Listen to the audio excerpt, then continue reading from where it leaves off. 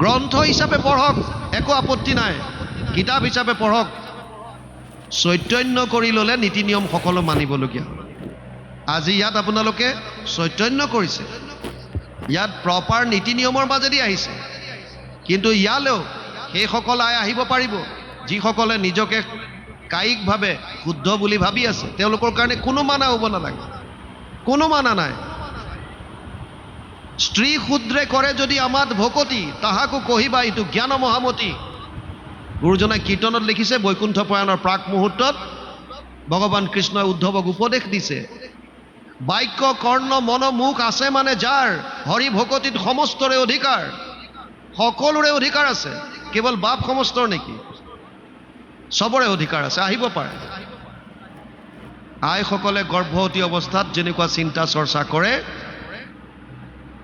যদি ভাল সংগ পাইছে, যদি টিভি চিৰিয়েলৰ পৰা শাহু বোৱাৰী কাজিয়াবিলাক নাচায়, যদি গিৰিয়েক ঘৈণীয়েকৰ সন্দেহা সন্দেহীবিলাক যদি কিছুদিনৰ কাৰণে বাদ দিয়ে, যদি ভকতৰ লগত ভাগৱতৰ অধ্যয়ন কৰে, কীৰ্তন যদি পাঠ কৰে, ভাল ভাল যদি আপোনালোকে কথাবিলাক জ্ঞানেন্দ্ৰিয়ৰ দ্বাৰা গ্ৰহণ কৰে, তাৰ ৰিজাল্ট আপোনালোকে পিছত সন্তানটোত পাব। এই সমস্ত আপোনাৰ দ্বাৰা সন্তানটোৱে গ্ৰহণ কৰিছে, গতিকে এটলিষ্ট সেইকেইটা দিনটো কষ্ট কৰক সন্তানটোৰ কাৰণে। বাপ সমস্তৰ ওপৰত নিৰ্ভৰ কৰিছে 25%।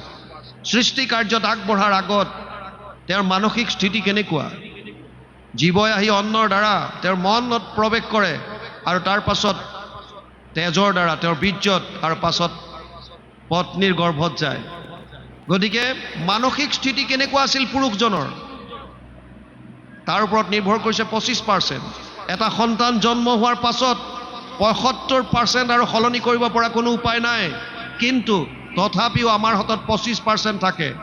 মোৰ যদি প্ৰাৰব্ধ বেয়া হৈ যায়, মোৰ মায়ে যদি ভাল কথা চিন্তা নকৰিলে, মোৰ দেউতায়ো যদি ভাল কথা চিন্তা নকৰিলে, 25% তথাপিও আমাৰ হাতত থাকে।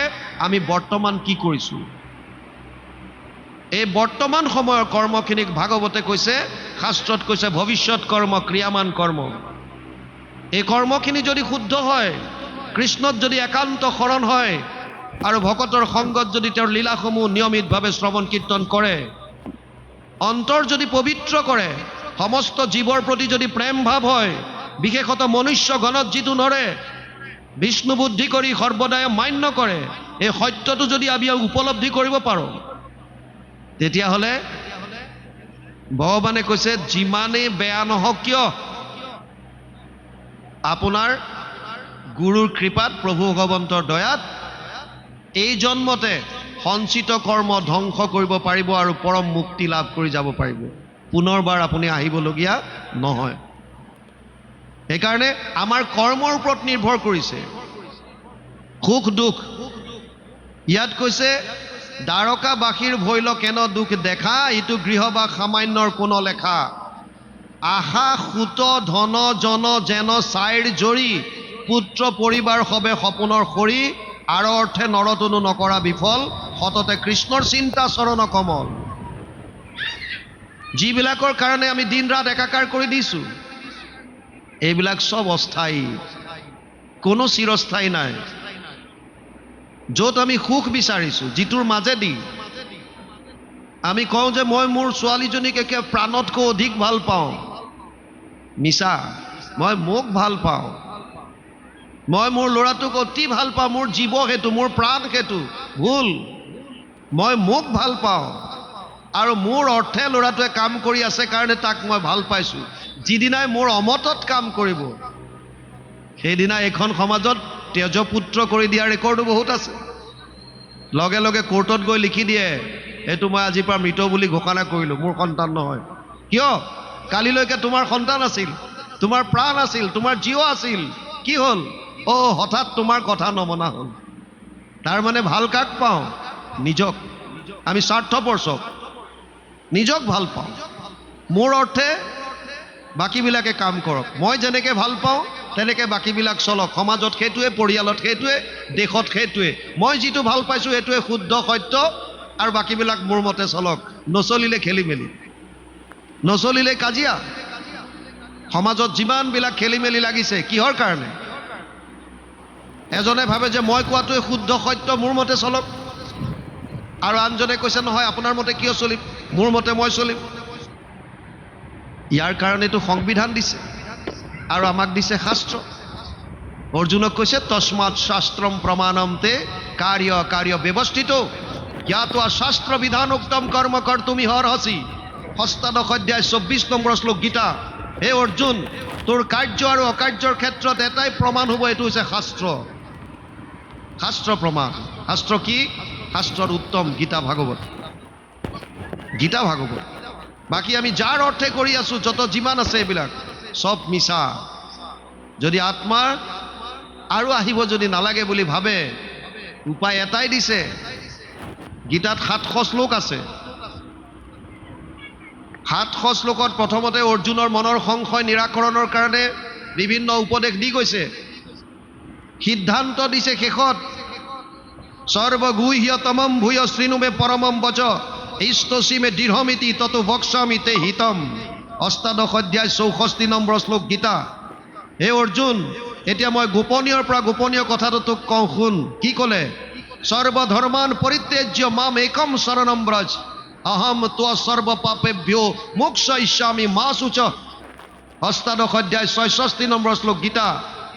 সৰ্বধৰ্ম এৰি এক শৰণ সাক্ষাৎ সুদৃঢ় বিশ্বাসে সখী লৈ কোৱা মাত নকৰিবা ভয় হেৰা কৰো অংগীকাৰ সমস্ত পাপত মই কৰিব নিস্তাৰ। সব বাদ দি কেৱল মোৰ ওচৰত আহ। আৰু আমি ধন ধান পুত্ৰ পৰিবাৰ বিভিন্ন ধৰণৰ কামত লাগি আছো। এইবিলাক সব কি বুলি কৈছে? পুত্ৰ পৰিবাৰ সপোনৰ খৰি বুলি কৈছে। আৰু অৰ্থে নৰতনো নকৰা বিফল সততে কৃষ্ণৰ চিন্তা চৰণ কমল, কাৰণ সেইজনেই আমাৰ প্ৰাণৰ বান্ধৱ। সংসাৰৰ যত দেৱ গুৰু বন্ধুজন যেবে সবে মিলি কৰে অনেক যতন তথাপি জানিবা নপাৰিবে সাধিবাক হৰি ভকতিৰ লক্ষ্য ভাগৰ ভাগক। যোনে যিমানেই বেলেগ চেষ্টা নকৰক কিয় হৰি ভক্তিৰ লক্ষ্য ভাগৰ এভাগো কৰিব নোৱাৰে। বিশেষকৈ কলি যুগত কলৌ দোষ নিধে ৰাজন অস্তি এক মহান গুণ কীৰ্তনা দেৱ কৃষ্ণস্য মুক্ত সংগ পৰম ব্ৰজেত।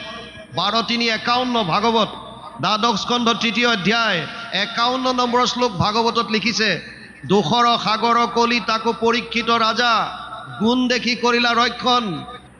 কেৱল কীৰ্তন, কেৱল হৰিৰ ভক্তি, তাৰ বাহিৰে গতি নাই। কৃষ্ণেশে পৰম বন্ধু কৃষ্ণে ইষ্ট দেৱ নাহি উপদেশদাতা কৃষ্ণ বিনে কেৱ জানিয়া কৃষ্ণত লৈ সতৰে শৰণ কেতিক্ষণে মিলৈ আশী দুৰ্ঘোৰ মৰণ।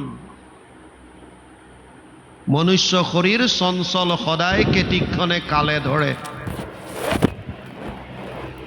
যদিও মানুহৰ শৰীৰ দুৰ্লভ, ইয়াৰ এটা কথা আছে, খালি কোনদিনা কাৰ মৃত্যু আহে কোনেও গম নাপায়।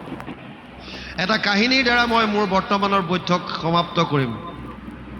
ক্ষণস্থায়ী মনুষ্যৰ বাবে এজন মানুহ আছিল। তেওঁ ভাবিলে যদি মই অজস্ৰ ধন টকা পইচা গোটাব পাৰোঁ তেতিয়াহ'লে পৃথিৱীৰ আটাইতকৈ সুখী মানুহ হ'ম। আমাৰো মনবিলাক তেনেকুৱাই। আমি ভাবোঁ যে টকা পইচা যদি যথেষ্ট আহে তেতিয়াহ'লে পৃথিৱীৰ আটাইতকৈ আমি ধনী মানুহ হ'ব পাৰিম বা সুখী মানুহ হ'ব পাৰিম। মানুহজনে সব বাদ দিলে, মিতিৰ কুটুম সমাজৰ কথা, কেৱল ধন টকা পইচা ঘটাত লাগিল। আৰু এসময়ত অজস্ৰ টকা পইচাৰ মালিক হ'ল। আপোনা সবেও যদি জীৱনত নিজৰ লক্ষ্যত যদি উপনীত হ'ব বিচাৰিছে, ইয়াত ছাত্ৰ ছাত্ৰীও মই দেখিছোঁ 2-4 গৰাকী, নিজৰ জীৱনত যদি লক্ষ্যটো নিৰ্ধাৰণ কৰি ল'ব পাৰোঁ প্ৰথম কথা, আৰু তাত যদি উপনীত হ'ব আমি বিচাৰোঁ, দুটা কথা মাত্ৰ মনত ৰাখক। আমি প্ৰায় জেগাত কওঁ ভাগৱত শুনিবলৈ আহিলে কাগজ কলম লৈ আহিব লাগে। আমাৰ ব্ৰেইন ইমান শ্বাৰ্প নহয় যে সব মনত থাকিব। মনত থকাবিলাক লিখিব লাগে, নহ'লে মোবাইল আছে কিছুমান ৰেকৰ্ডিং কৰি ল'ব। দুটা কথা মনত ৰাখিবলগীয়া আছে যদি লক্ষ্যত উপনীত হ'ব লাগে। আমাৰ ভিতৰত দুটা শক্তি আছে, এটা হৈছে প্ৰতিকূল শক্তি আৰু এটা হৈছে অনুকূল শক্তি। এটাক কৈছে ফেভাৰেবল ফ'ৰ্চ, যিটোৱে আপোনাক লক্ষ্যত লৈ যোৱাত সহায় কৰে, আৰু এটাই বাধা দিয়ে, অবষ্টেকল। উদাহৰণৰ লগত বুজক। মেট্ৰিক দিব, HSLC এক্সাম দিব ছোৱালী এজনীয়ে।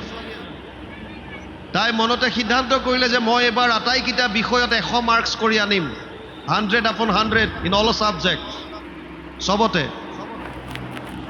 আৰু লগে লগে ভিতৰত থকা যিটো অনুকূল শক্তি, এই শক্তিটোৱে ক্ৰিয়া কৰা আৰম্ভ কৰি দিলে। ছোৱালীজনী মনলৈ ভাৱ আহিছে, মই যদি আটাইকেইটা বিষয়ত 100 মাৰ্কছ আনিব লাগে, তেতিয়াহ'লে মই যেনেকৈ এতিয়া পঢ়ি আছোঁ এই ধৰণে পঢ়িলে নহ'ব, মোৰ পঢ়াৰ ষ্টাইলটো বেলেগ কৰিব লাগিব। হাৰ্ড ৰিডিং নহয়, মই স্মাৰ্ট ৰিডিং কৰিব লাগিব। প্ৰথম কাম কৰিলে ভিতৰৰ পৰা ভাৱ আহি আছে, সময়ৰ টাইম মেনেজমেণ্ট, কেনেকৈ সময়খিনি মেনেজ কৰিব।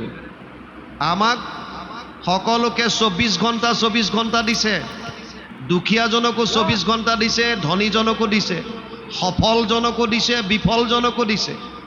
সময়ৰ ব্যৱহাৰ কেনেকৈ আমি কৰিম, এইটো হৈছে 1 নম্বৰ কথা। 3টা ভাগ কৰক, 8 ঘণ্টা 8 ঘণ্টা 8 ঘণ্টা। খোৱা আৰু খোৱাৰ কাৰণে 8 ঘণ্টা ছাফিচিয়েণ্ট, যথেষ্ট।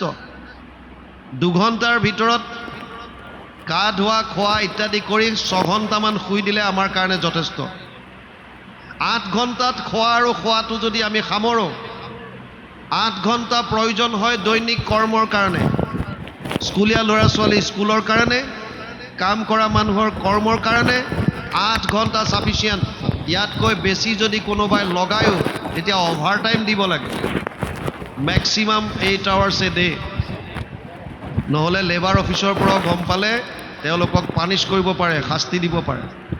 8 ঘণ্টা, 16 ঘণ্টা গ'ল, বাকী থাকিল 8 ঘণ্টা।